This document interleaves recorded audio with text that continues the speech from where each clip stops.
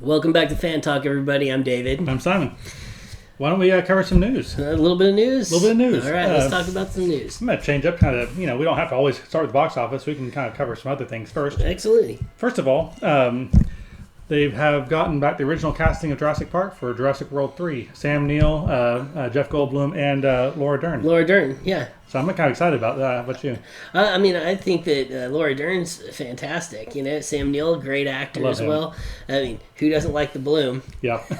So he's been in several of the other Jurassic Parks. Yeah, he's in, obviously the first one. Yeah, he carried the second movie as the main character, and then he had cameos in the Jurassic World 2. Yeah. And then Sam Neill came back for Jurassic World 3. Alan, for after talking to him on the plane. And then Laura Dern was at the beginning and the very end of Jurassic World 3.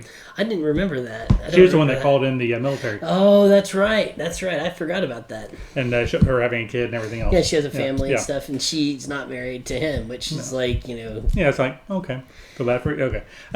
This makes sense in a world with dinosaurs running amok. It would make sense to go talk to the experts that have dealt with this before and bring them in. Yeah. So at least their casting makes sense. I'm sure they'll still have the Pratt and the other actors from the World movies in there as well, just to kind of mix them up. But I think those three are all scientists. Meanwhile, Chris Pratt's character has always been more of the action, the Wrangler style. So I think it'll be a good dynamic. He's the Indiana Jones of the group. Yeah. So I'm looking forward to that. Next, have you seen the Feige news? Which one? He's producing a new Star Wars movie. Yes. For Lucasfilm on behalf of Disney. Yeah. So I've been hearing a lot of excitement online about that because, without pointing too many fingers at Lucasfilm, they could try something different. Yes. And Feige apparently is a huge Star Wars fan, and I don't know if this means I think this isn't a full-time movie. I think this is producing one movie, and then they'll kind of see how it goes from there, and then. Hopefully. Well, because there's all kinds of news when it comes to Star Wars stuff. There's been a lot of stuff out lately, not just about the new Star Wars movie, but about another trilogy being done by Chris, and then also, what was the other stuff that I was hearing about Star Wars? Oh, George Lucas, supposedly they talked to him about coming in to help with the final reshoots and everything of the Star Wars, the Rise of Skywalker. Right, okay.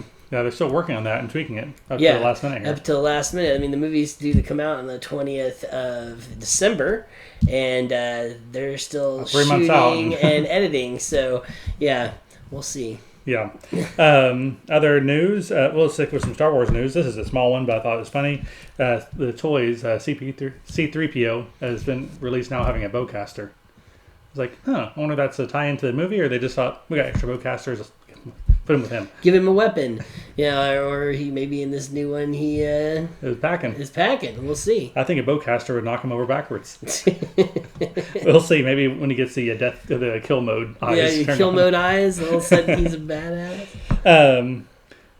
Jonah Hill is in talks to join the Batman movie, as we think the Riddler could also be the Penguin, but all sources look to be showing the Riddler. I think he has the action and comedic chops for it. Yeah, he has a lot of good comedic chops, as you put it. He has really good timing, and he is really good at being charming and funny. So that charm and that wit, is going to work really well as the Joker. And I think he could be bring out kind of a darker side too for being a villain. Well, and they say most comedians come from a darker place. Most really funny people, believe it or not, come from really rough lives or childhoods, or they're kind of really dark in their own time. So I think that he'll probably make a really good Riddler. And this new Batman movie is going to be a lot different than what we've seen in the past. So I don't think it's going to be a movie that's as much going to be about action and all that as much as it's going to be about the investigative side of things. I'm hoping so. And a lot of the stories with Batman, the Riddler is a big enemy in that aspect. It's a lot of solving riddles and figuring out puzzles. So and we have Chris Patterson as the Batman. Yeah.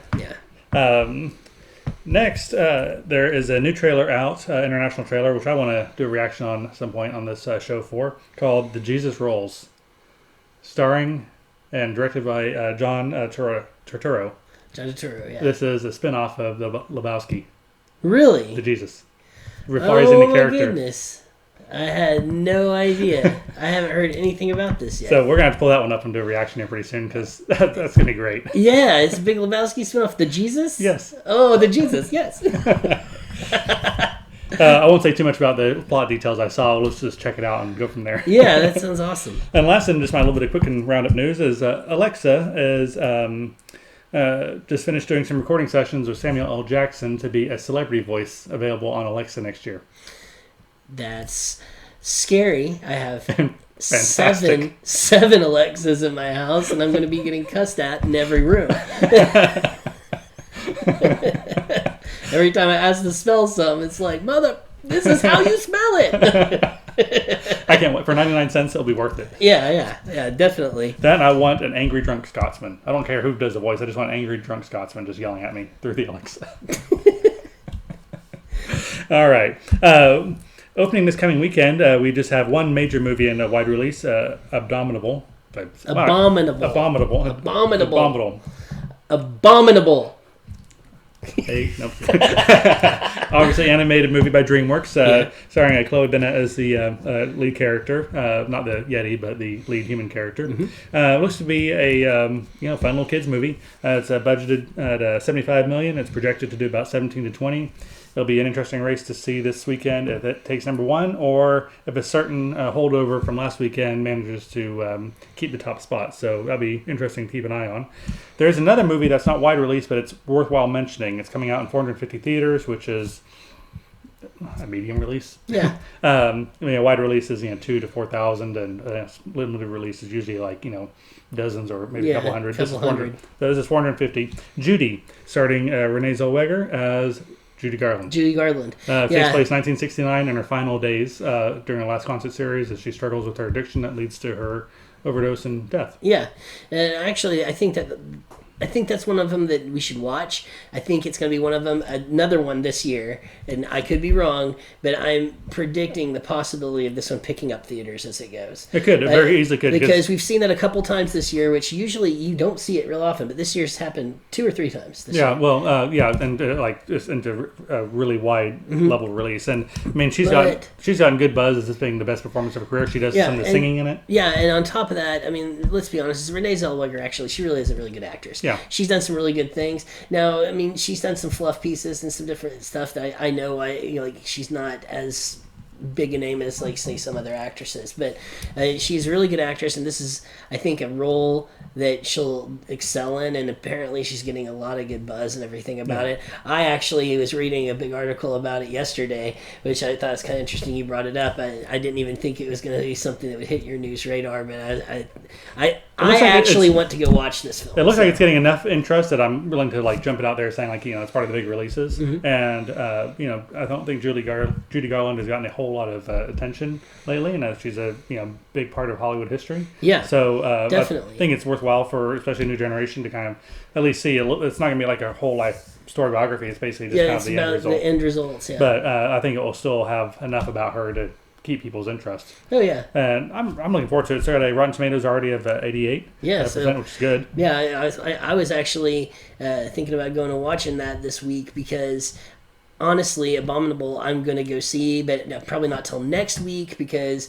I'm going to be out of town most of this weekend. So, but that's a movie I actually kind of want to see, and since I'm going to be out of town, I thought I might sneak off to a theater and just watch it because I'll be by myself. So. Yeah. Well, looking backwards to last weekend, remember last time we were talking about how there might be there's basically a 5-way runoff for who's going to get it. who's going to get it. And it was a toss-up. Downton swept it. Yeah. I mean, it was not even close. 31 million, and they were projecting all these to be in the 15 to 20, 25 million range. Downton, 31 million. It was a runaway hit. And you gotta say, you did you watch all 3? Mm-hmm. Okay, I only watched the 2. I didn't watch Downton Abbey. Yeah, now you're getting me. No, but from everything I've seen and read about it, I'm not surprised. It's got a massive built-in fan base. Mm-hmm. It's the nice movie that everyone wants to see. There's nothing about it that is going to be cause controversy. No. All age ranges are going to be fairly interested in it. So it's not like, Rambo, for instance, where you're probably not going to see a whole lot of 85-year-old women at it. No, and you're probably not going to see a whole lot of 12 and below at it. So. Yeah, they should. But so Downton came in at 31 million. It's made 82 million since its opening about 10 days ago, or actually a week ago for the U.S. and about 14 days for England. Came out a little earlier there, and on a budget of 8 million.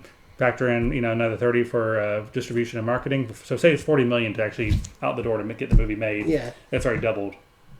So yeah, and just a short amount of time. So there'll be Downton 2 coming soon because of that. Guarantee it. But we're gonna do reviews of all 3 of these movies here on this channel, and so we'll talk more about those details on that. Number 2, Ad Astra, Latin from the stars to the stars. Second place at 19 million. It's at 50 million worldwide already for 1 week, but at a production budget of 80 million, it's going to have to keep some legs if it's going to. Yeah. And once again, we'll talk about this movie in another review. Yeah, I got a lot to talk about on all 3 of these. But number 3, rounding out the top 3 and the 3 new releases, Rambo, only 200,000 below Ad Astra for how much it made. So they were just neck and neck. Yeah. And with a lot lower budget than Ad Astra, so it's going to more likely to be okay, but it's also not going to make a huge amount of waves. It's not going to be a runaway blockbuster, but it's also, I think, in line with the previous Rambo opening. Number 4, it had a 57% drop down to 17 million. As I said, all the numbers 2, 3, and 4 are just right in this narrow range of about $1.5 million away from each other. So it Chapter 2 came in 4th place, and The Hustle came in 5th place, just once again 200,000 below it. So it was a tight grouping after Downton in the lead. What came after The Hustle is the Lion King. Lion King. Did Golden Finch anywhere in the top 10? I don't remember seeing it. Okay, I was just curious because I know it was it's bad, but I was like, how bad? Just 2 weeks in, is it even in the top 10? It's not. So, is that the name of the little ball in Harry Potter? No, that's the Fitch. Fitch. Okay. Yeah, the Golden Fitch. Okay, sorry, that threw me off for a second. No, I remember seeing Snitch. Snitch. Sorry. Ooh, I'm gonna get yelled at by all these fans. No, Snitch. That's right. I corrected myself. No, I remember seeing Lion King, and Hustle's at 16.8 million. Lion King's like at 2 point something million. Yes. So there's a big drop off after this pack. So that's once again why we didn't cover that. But I think next weekend we have the new Yeti movie. Yeah. That I'm not going to try and pronounce again. We'll see if Downton, if that's meant to make 17 to 20 million projection. If Downton only drops like 40%, then it'll be a close one. If Downton drops like 50%, then Snow Monster will get it. Okay. But that's pretty much a good roundup for the news that we have for this week. And please check us out, and remember to like and subscribe. Thanks for watching.